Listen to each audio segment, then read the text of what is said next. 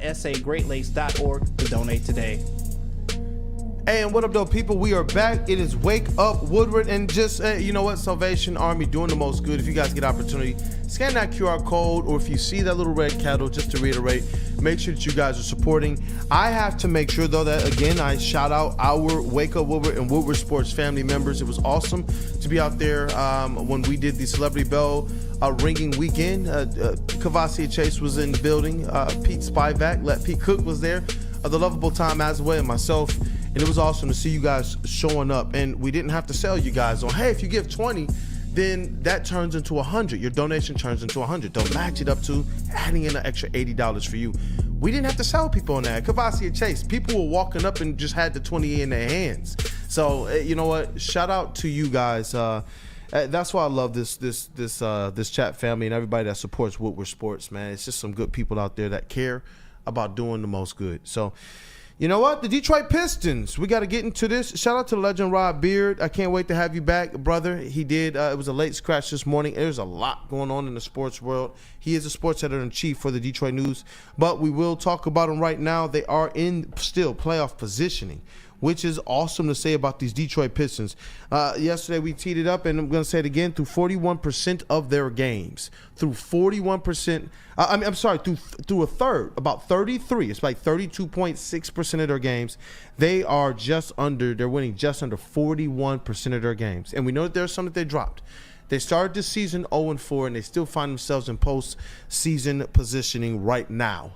So this is a situation where the Detroit Pistons are proving that they're a squad that can compete every single night. They still have a lot to clean up, but this is a team, and I'm going to reiterate this again, that needs at this point in time, and I think they've earned a little bit more of the support of the Detroit Pistons faithful and some Detroit sports fans who, you know what, maybe basketball don't rock for you, but I can tell you this, if you don't remember the days of Palace of Auburn Hills, especially before even the 2004 team got really going, the way that the fans were able to show out and support, I do believe had something to do with helping this squad get to the next level. We hear the Lions talk about just how much they've made Ford Field a weapon even before they got on this run with Dan Campbell. And I do believe that right now you got a team that is battling above the talent level that they have right now. And they even found a way to get a gutsy kind of character type win against the Miami Heat. They were down Jaden Ivey, and they lost Isaiah Stewart in that game. We don't know how long he's going to be out yet. It looked like his knee hyperextended. And then Jalen Duren was playing the entire game with foul trouble. He got his, I believe, his fifth foul in early in the third quarter, if I'm not mistaken.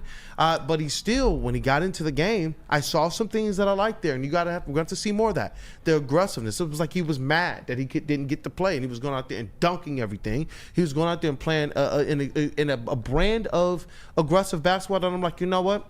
If it's going to put the 5 fouls on you, so be it. Now, the refs has been a little bit ticky-tack, but overall, I like what we're seeing out of this team, and obviously Cade Cunningham at the top of this is what's making it go. But Flannel Sam, hey, just your thoughts overall on the Detroit Pistons right now, still in postseason positioning, and I believe that the schedule sets up favorably in front of them. Got to win at home against Utah on Thursday.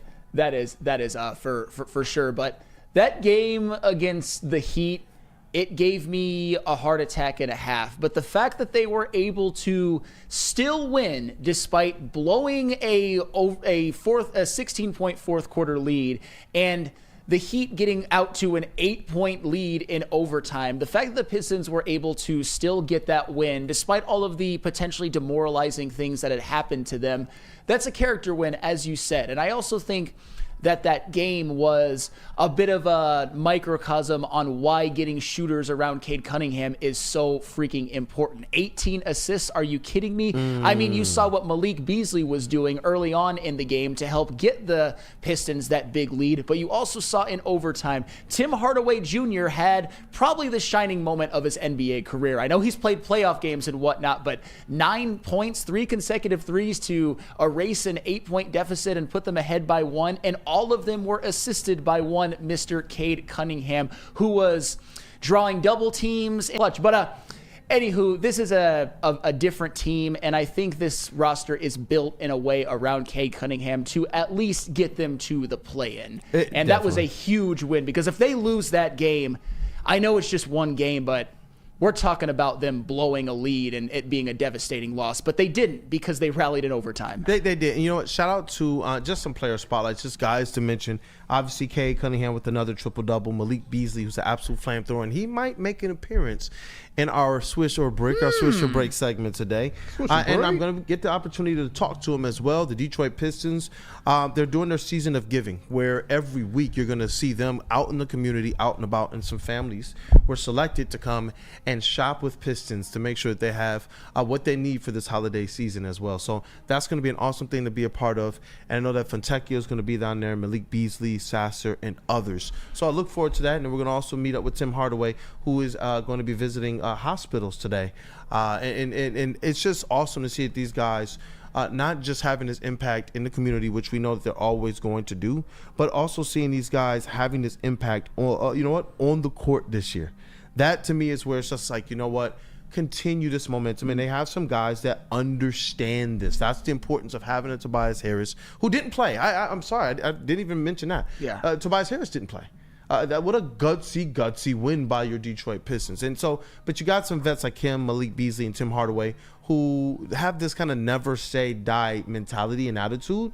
And there's some games that we've seen the Pistons lose last year that would have been losses this year if not for some of these vets that have stepped up at different points during the season. And I also want to shout out, obviously, Tim Hardaway, and I'm glad that you spoke on what you spoke on about him, because he's one of those guys. And seeing him behind the scenes, it's different when you're in the press conference room, and whether he's played well or not, whether he even played that night or not, to see Tim Hardaway standing outside the press conference room and gassing up the guys up there on the podium has been awesome. To see him in the hallway and hearing him like, "K, man, you won, bro. You won the one." Like, to see him really gassing up his teammates and pushing them, and then going out there and being the guy who's going to lead the team in charges drawn.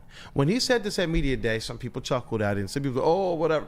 Now I see him going out there and he's putting his body on the line and he's doing what he can to make this thing work. But another player that I want to be able to spotlight here, two players. We'll put these two players together. Asar Thompson, who we talked about yesterday, and the content did well when we discussed him. Shout out to Asar Thompson, man. And I know there's going to be a little bit more development and getting back into game shape. But Ron Holland, the rookie, and I get it. There's other rookies out there that are doing some fine things like Dalton Connect and Stephen Castle and others. And we understand during our draft coverage some of the players that we wanted them to take a look at. But what Ron Holland has done the last couple games, and as he's learning to kind of play a little bit more within himself, that to me has been awesome. Ron Holland he's taking some steps right now early in the season, which is the tip of the cap to the Pistons development staff. And earlier in the season, he used to get in trouble more consistently with when he would drive and get downhill, he would try and finish at the rack or throw up a weird floater, and it just wasn't working. Now I see him doing a little bit more of what Cade does well, and that's when the gravity is there, dish it out to your shooters. Yeah. Look at the last game. Even though he didn't score the way he did against the Boston Celtics, look at his play. And he was able to find those shooters on the outside. And when we talked about what he could bring to the table, it was kind of this all-around ability that if he can get the three-point shot down, it would unlock everything for him spacing-wise. And that's certainly an if. It's an if with him and Asar Thompson. But you're right about Ron Holland. He's doing what he needs to do and playing the role for this team. And we know as the years go by, it's going to expand. At least we certainly hope. But Asar Thompson, man, getting the start, a game in which Tobias Harris didn't play, I look at that as maybe the best game he's ever played in a Pistons uniform, given the importance, given the fact that last year was such a bad season and this year they actually have play-in hopes. I mean, 19 points, 8 of 14 from the floor, 1 of 3 from 3. Hey, that's 33%. That's not bad. 9 rebounds, 4 steals. I mean, Asar Thompson did everything. And how great has it been to have him back in the lineup? And I don't know about you guys, but Asar Thompson looks huge. I told you guys. He's massive. Remember we played the video of him and Ron Holland, and people thought, oh, yeah, those are wings. I said, guys, Ron Holland is more the guard type. Yeah. Also, shout out Bobby Clinton. He's getting that work in the G League. Yeah. Bobby Clinton. I can't wait till Bobby Clinton is back. I got content with his family that we'll play at a later time. But, yeah, Asar Thompson is a different freak of nature, and that's why I have always stated he doesn't necessarily need the three-point shot. We still saw how effective he was from the perimeter.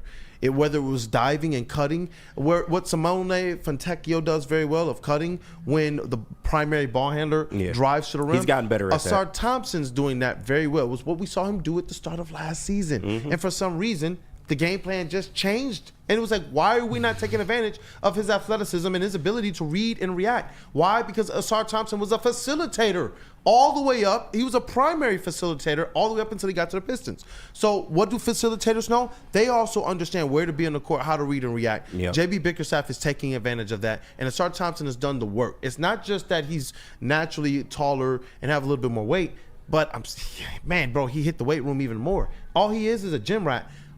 How did you gym more than you've already been gymming?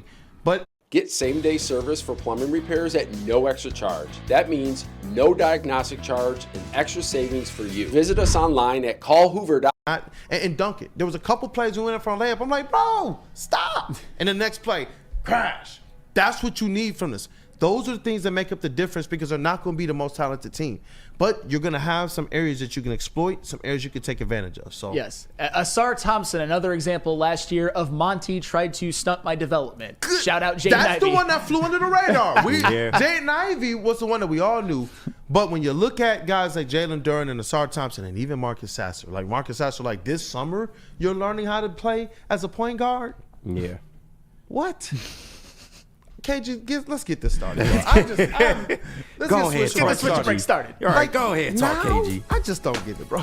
Hey, man, it is what it is. We're in better hands now. I think we can all say that. But this is Swish or Brick or Swish or Break, whatever your preference is. And the first couple statements here are involving the Pistons starting lineup. So Nick Swisher. Sorry, go ahead. Nick Swisher. He's gonna tee it up. I'm gonna set the stage, and then we're gonna get the panel involved as well. Let's rock. All right, first statement in Swish or Brick. Malik Beasley, this one's been on here a couple times. Malik Beasley needs to be a permanent starter. Swish or Brick? Swish. If you're not gonna give me Fontecchio, I just need a flamethrower, a heater, somebody who you know. When K throws him the ball, the entire defense is like. That's what you get every single time. Every single time I see K throw the ball to Malik Beasley, I'm like, that's cash. And how much more does it help that for whatever reason, Cade is so good that you have to help off of Malik Beasley, who's made the most threes in the league the last 16 games. That's not surprising. Every night it seems like he's going 5 of 10, or like the game against the Heat, he was a 7 of 13, I believe, from 3, which is over 50%. So what say you? I don't care. and I know that sounds like a cop-out answer. I mean, I do care, obviously, but I took his ball and went home. No. I think Malik Beasley, if you have some injuries, if you have people resting like a Tobias Harris or a Jaden Ivey, sure, you can throw him in the starting lineup and he's going to thrive. But I also love what he provides for this team off the bench, with him being your best bench scorer by a country mile, with other guys like Fontecchio giving you damn near butt kiss. So I just want him to have as many minutes as he can, whether it's from the starting lineup or being a candidate for 6th man of the year, which he's not going to win. But I keep pointing it out. He keeps playing so well. But it's basketball, bro. You can't be a wedgie. It's got to be in or out. All right, I'm going to go Brick. Ooh, if I have to make it, I'll say Brick. Let's rock. JB Smooth. Give me Swish on this. As you said, give him all the minutes that you can out there. K just needs a little bit more help, and if you got a fiery hot hand in Malik Beasley, then keep rolling with it. Are you starting Jaden Ivey and Malik Beasley and going with a little bit smaller kind of backcourt? I still want Ivy off the bench, but gotta make sure sticks. You're right. That's what I said. That I still want Ivy off the bench, but that's just me. So Swish. Kavasi Chase. I'll say Swish. I want Tobias coming off the bench. I've been saying it for a while. I just don't think he's a number 2 option. He's a 6th man on a competitive team, and we're trying to peg him to be more than he is. So you'll go with the Jaden Ivey, Cade, and Malik Beasley? Yeah, I mean, any combination, yeah. Whatever you want to mix up. I don't think Tobias should be in the lineup. KG? I want to say Swish so bad, bro, but this is a brick for me. I like, to Sam's point, what Malik Beasley gives you off the bench. He is literally your only option on the bench. If we send Tim Hardaway to the bench, then there will be a lot more nights of inconsistency in terms of scoring coming from there. And you lose a little bit defensively. Not saying Tim Hardaway is a miles better defender than Malik Beasley is, but you do lose a little bit defensively by putting him out there. So I think you better off just leaving him on the bench. He's been great. He's already damn near getting starter minutes. So, I mean, at this point, it's kind of irrelevant. Just keep having him play the role that he's playing right now. If I had to shade one way, it would be that way. I like the consistency that you're going to get off the bench, and that goes a long way. They still have issues with their bench unit, and to know that you have a Malik Beasley there. Yeah. I know I usually don't answer these with set the stage, but that's one in which it's like, I get that. I think you get more streaky nights from Hardaway on the bench than you would from a Malik Beasley. Yeah. Well, and I think, KG, you put it more tactfully than I did. It's irrelevant. When I said I don't care, people may think that I don't care about Pistons basketball. It's far from the truth. My point is that if they want to start him, start him. If they don't, what he's done off the bench has gotten the Pistons wins this year, literally. So, to me, it's irrelevant as long as he plays starter minutes. Hey, let's get that next question in. All right, this next one I might be switching on. I'm just going to be real about it. Asar Thompson should be considered for a starting role at forward, Swish or Brick. Asar Thompson is, in my opinion, a starter on this team. Just point blank, period. You look at the impact, you see why he was drafted, and you realize he actually makes that difference. To be able to bring down the usage rate of Cade Cunningham on both ends of the court, offensively and defensively. If you actually look at the defensive numbers, Cade Cunningham is forcing everybody he defends into subpar or less than their averages field goal percentage-wise. He's doing a really good job, regardless of what you may hear from some people who think he needs to take another step up. But what if it's possible, and that's where Asar Thompson helps, to be able to guard the ones, defend the ones, to be able to defend in pick and roll sets, and I love the two-man game between the two of them. Asar Thompson being able to set picks for Cade Cunningham, roll into the rack, and then boop, here's a lob for you too. Yeah. So let's rock. Let's start over here with Mr. Flannel Sam.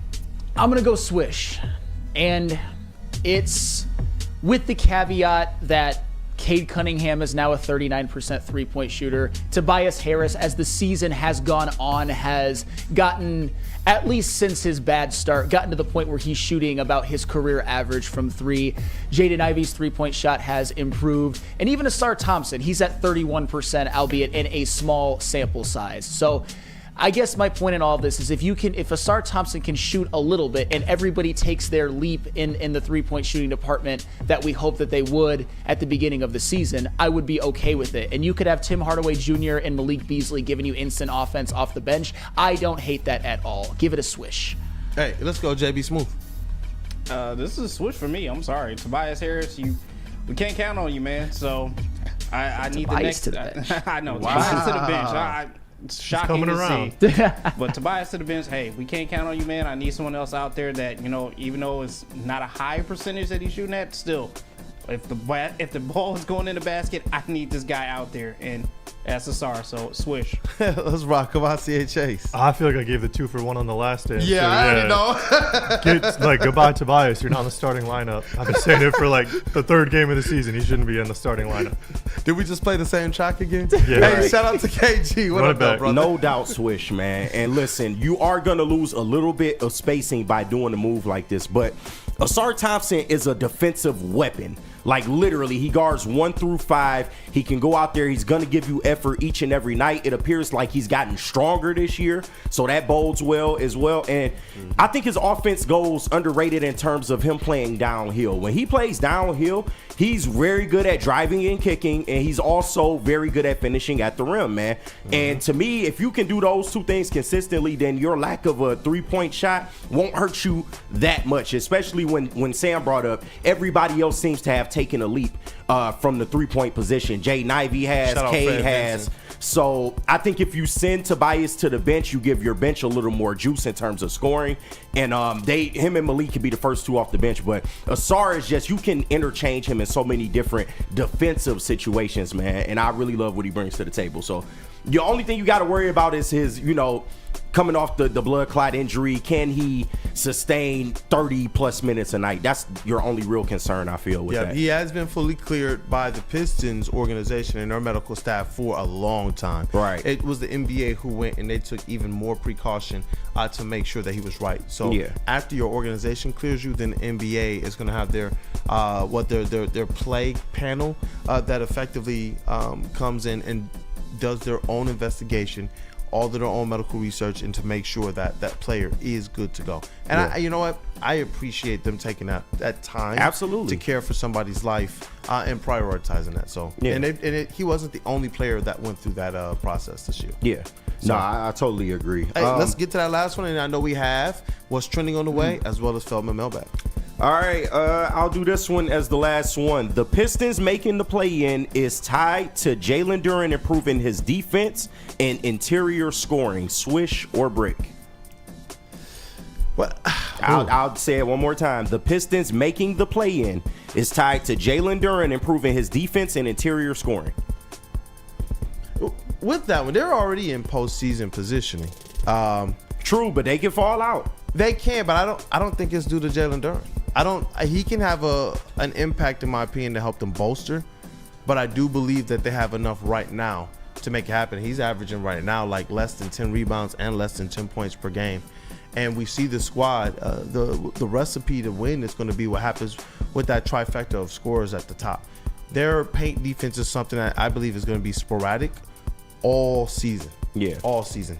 And that's where I do believe, personally, it would be at this juncture, it could be considered a failure if they don't make that play in. Yeah. But you got to ask the guys, Swish or brick? Is it tied to Jalen Duren's improvement? I'm going to go brick because of very specific wording, the play-in. I think it is 100% tied in terms of the play-in, the health of Cade Cunningham. He plays 70 games, they make it. He plays less than 70 games, they don't. So I'm going to go brick. JB Smooth. I got to agree with Flannel on this one. This was a brick. This ties in the Ivy NK. Like, if we want to make it there, we're riding the backs of these guys right now. So pause on that as well, too. But still, Duren, you're not it. It's Cade and Ivy. I'm sorry. Kavasi Chase. It's a brick. Duren's at best the fourth most important player on this team. So his future long term is looking in question. Hey, I'll go brick. My bad, I didn't see your message, but I'll go brick on this one. Yeah, because ultimately, I mean, what he's provided has been fine. You would like to see him improve a little bit more, because if this team takes a slide, I feel like it'll be because they're not playing as good a defense as they can play, and he's a part of that. So that's the only pushback that I'll give, but ultimately, no. And if you want to run through this last question real quick. Well, you know what? I'll set it up now. Right now, the Detroit Pistons, they are in postseason positioning.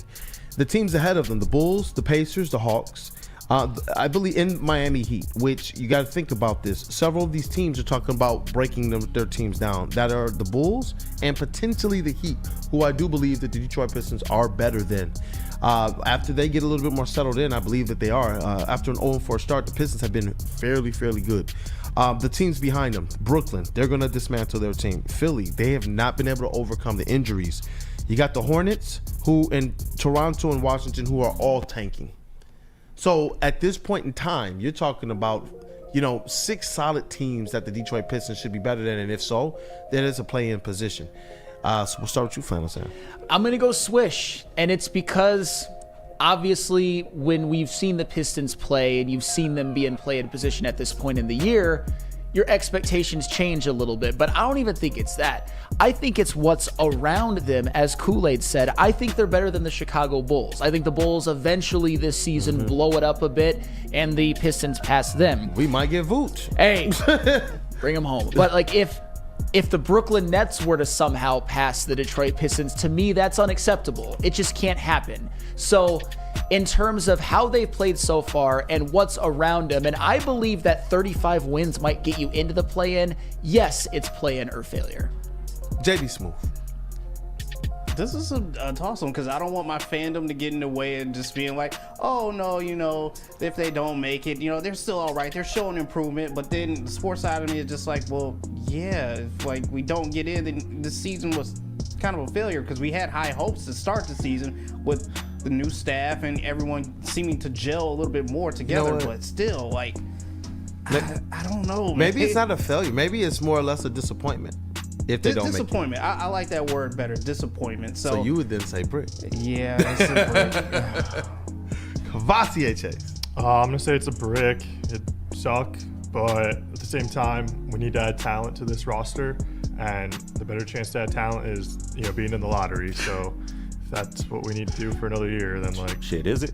Greg Allspaw said the ball is stuck on the rim. It's not even a wedgie. It's just stuck on top of that one. Yeah. What up, though, KG? Yeah, I think this is a brick too because I mean I don't think it's a failure. That's too strong of wording because that was never the goal for this season. I think it's an added bonus if they make the play-in, but ultimately this season was just about improvement and just getting back to a place where we're just regular bad. And I hate to say that, but Regular bad. as long as they get to 30-plus wins, I'm satisfied as a fan. This is marginal improvement from the year before. Hell, even when you look now, they have 11 wins on the year. They had 14 last year, and we're not even in the new year yet. So I think they've already shown like this product is different, and I think that was the main goal of what they wanted to accomplish this year. Now next year and going forward, I would expect play-in, but just me as a fan, I'm not gonna raise the expectations on them just yet because that was never really the goal. We just wanted to see whether they could actually improve with the talent that they have currently. But as the beat reporter, my job is to make sure that their voice has a spot on the platform as well. They raised their own expectations. And I'm happy I need with the that. playoffs this season. Yeah, and that as boys they going out should. there balling. They in that locker room night to night, they should be the ones raising that expectation. But me as a fan, I just want to see somewhat decent Pistons basketball. Yeah. And next year we can worry about that because this roster is far from complete. If you ask me, like we still have a lot more to go in terms of winning consistently night to night and being that team. But it would be an added bonus to me if they make the play-in, but it's not the expectation. So at this juncture, I hear you though. It's something, but you know what? We get to talk about them because they are right now. If the season ended today, stop the count. We would be gearing up for postseason basketball for these Detroit Pistons. So you know what?